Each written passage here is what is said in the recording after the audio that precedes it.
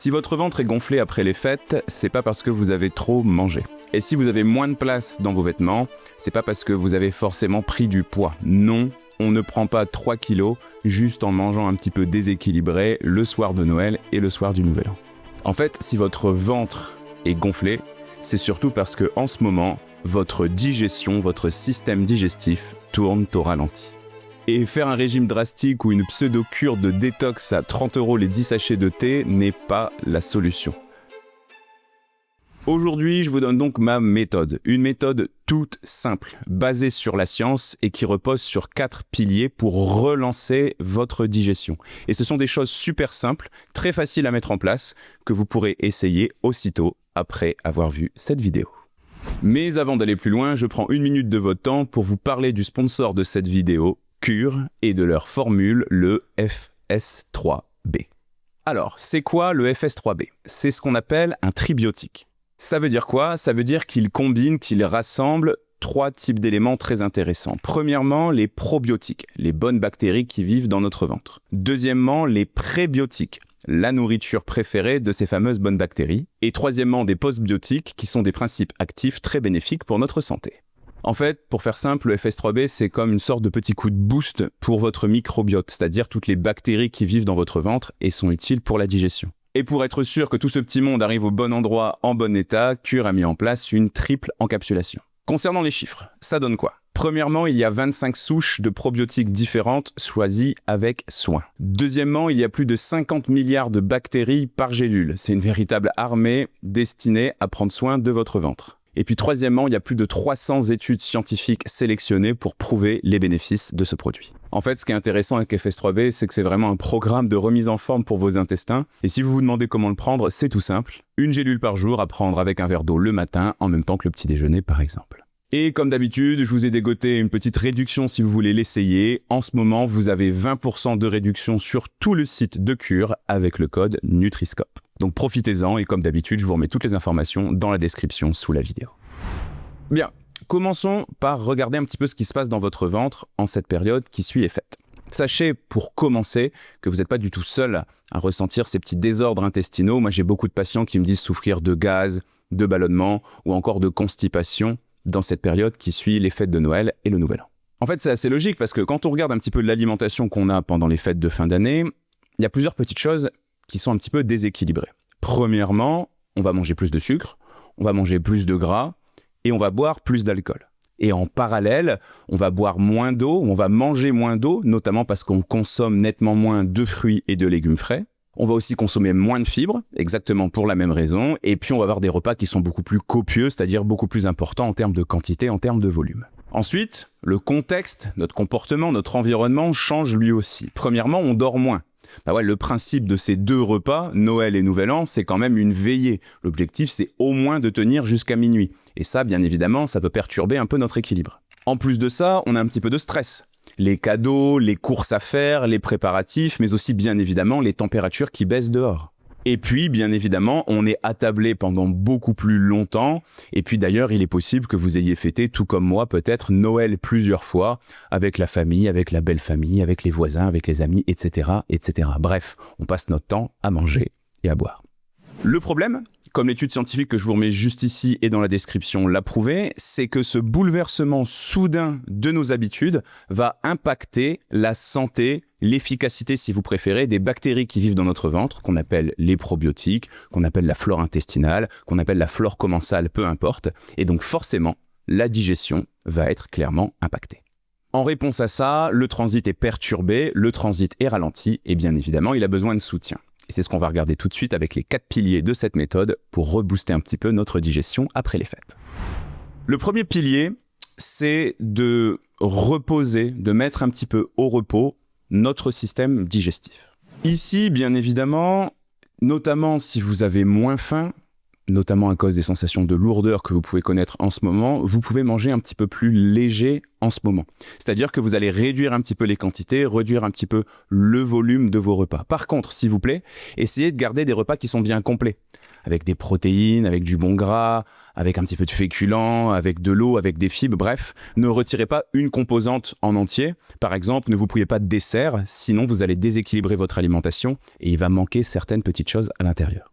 Ensuite, ne vous affamez pas. Manger moins, ça peut vouloir dire manger un peu plus souvent. Peut-être que vous avez du mal à prendre un petit déjeuner super copieux, mais qu'une petite collation dans la matinée pourrait convenir. Peut-être que vous avez du mal à manger énormément le midi et énormément le soir, ce qui est dans tous les cas une mauvaise idée, et dans tous les cas, on fait 2 petits repas, peut-être avec une collation entre les deux. Attention, lever le pied, ralentir le volume des repas ne veut surtout pas dire faire régime, ne veut surtout pas dire vous affamer. Ça, ce serait une très mauvaise idée. Ensuite, de façon tout à fait logique, écoutez-vous. S'il y a des aliments que vous digérez mal, mettez-les de côté. Par exemple, si vous avez du mal à digérer les pois chiches, même si vous mettez un petit peu de cumin dedans, mettez ça de côté. Si vous avez du mal à digérer du gras, particulièrement le gras industriel tel que les fritures, vous mettez ça de côté. Pareil pour les viandes rouges, qui sont des choses assez compliquées à digérer aussi. Dans ce cas-là, privilégiez des poissons, privilégiez des œufs ou encore de la viande blanche, par exemple. Et d'ailleurs, ça va être la même chose avec les fibres. Vous avez du mal à digérer du chou, mangez pas de chou.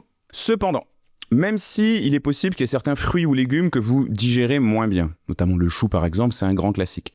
Essayez d'avoir une règle super simple, une source de fibres à chaque repas.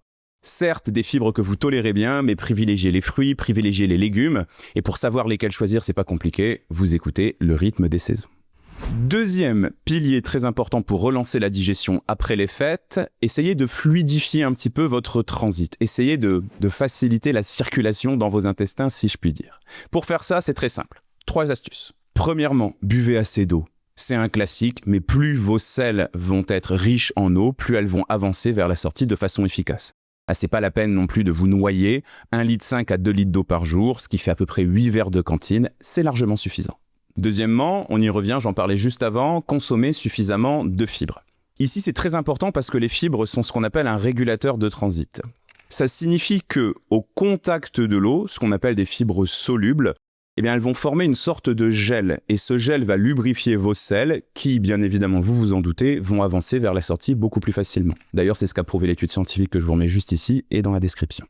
Si je dois être un peu plus précis, je vous conseillerais de penser aux carottes, à la pomme, à la poire, aux agrumes. C'est la saison en plus en ce moment, mais aussi à toute la famille des légumineuses, notamment si vous les digérez bien, les pois, les haricots secs, les lentilles notamment.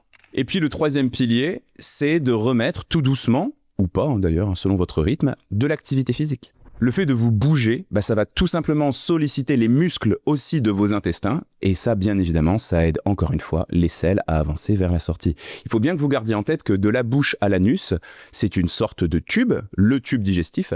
Et tout au long de ce tube, il y a des muscles circulaires qui se contractent les uns après les autres, un peu comme un ver de terre qui essaye d'avancer. On appelle ça le péristaltisme.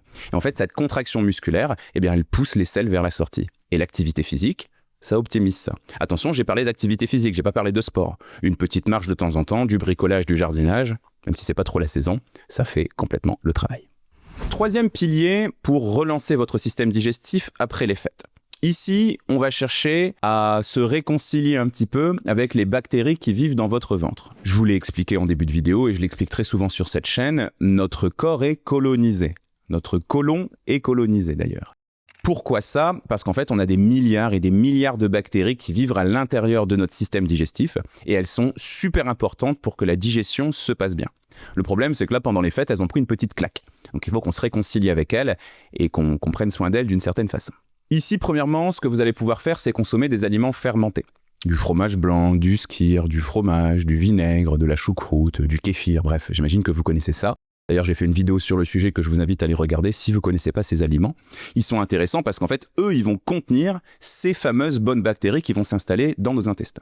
Mais deuxièmement, c'est important qu'une fois que ces bactéries sont dans nos intestins, elles y restent. Et pour ça, il faut les nourrir. Et alors là, c'est encore une fois les fibres qui vont jouer ce travail. Donc encore une fois, pensez aux fruits, pensez aux légumes, pensez aux féculents complets, surtout ceux que vous tolérez bien, pensez aux fruits à coque aussi, bref, tout ce qui est végétal contient des fibres, donc faites-vous plaisir avec ces familles d'aliments. Et enfin, quatrième et dernier pilier pour relancer votre système digestif après les fêtes, c'est de calmer l'inflammation.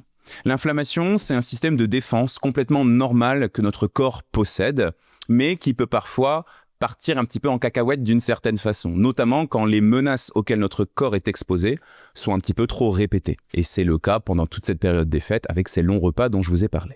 On va donc chercher à avoir une alimentation anti-inflammatoire. Comment on fait ça? On limite les aliments pro-inflammatoires et on augmente les aliments anti-inflammatoires. C'est aussi simple que ça.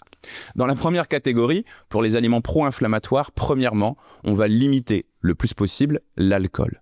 Il y a cette mode en ce moment du dry January. Pourquoi pas? Pour cette raison ou pour vous prouver que vous en êtes capable, ça peut être une bonne idée de faire une petite pause sur votre consommation d'alcool. Ensuite, deuxièmement, on va limiter tous les aliments de mauvaise qualité et surtout les fast-foods et tous les aliments industriels, notamment parce qu'ils contiennent des mauvais sucres, des mauvais gras, plein de choses très compliquées à digérer pour notre corps, mais aussi et surtout des additifs, c'est-à-dire des produits chimiques qu'on a rajoutés à la recette pour améliorer un petit peu les propriétés de l'aliment.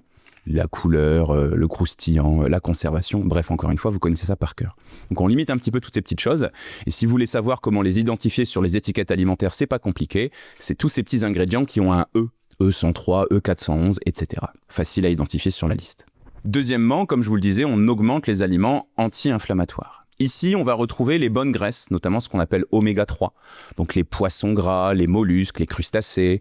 On va remettre aussi un petit peu de fruits à coque si c'est possible, notamment la noix qui en est très riche. Mais aussi les bonnes huiles, les huiles de noix, de colza ou de lin. Attention, on ne peut pas cuire ces huiles, uniquement pour le cru, donc pour les vinaigrettes. Donc ça peut être une bonne idée, par exemple, de faire une petite salade de crudité avec une vinaigrette qui contient l'une de ces huiles et avec un vinaigre de cidre, par exemple. Comme ça, on mélange un petit peu tout ce que je vous ai conseillé dans cette vidéo. Ça, c'est plutôt une bonne astuce. Et puis, autre aliment anti-inflammatoire, ça va être les aliments qui contiennent des molécules dites antioxydantes, qui sont là pour aider notre corps à être réparé, à se défendre, on va dire, vis-à-vis de certaines menaces. Là, on va retrouver les fruits, on va retrouver les légumes, et on va aussi retrouver quelque chose de très intéressant, qui sont les épices et les herbes aromatiques. Et en ce moment, ça peut être une bonne idée de diminuer un petit peu le sel, parce que souvent les repas de fête sont très salés, et pour pas perdre de goût et de plaisir à manger, on augmente les épices et les aromates. Pensez-y, petit challenge que je vous donne, midi et soir, systématiquement, une épice et une herbe aromatique de votre choix.